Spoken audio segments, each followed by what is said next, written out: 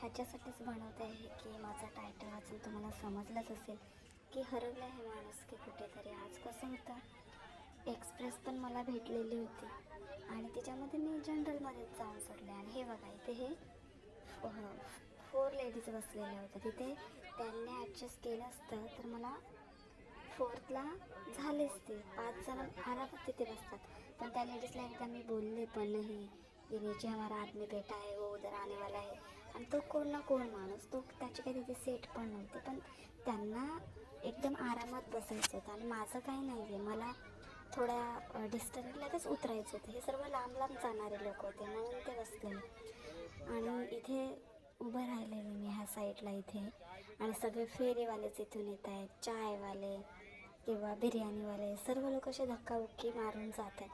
पण आजची अशी कंडिशन होती की ते उभं राहायला पण जागा नाही.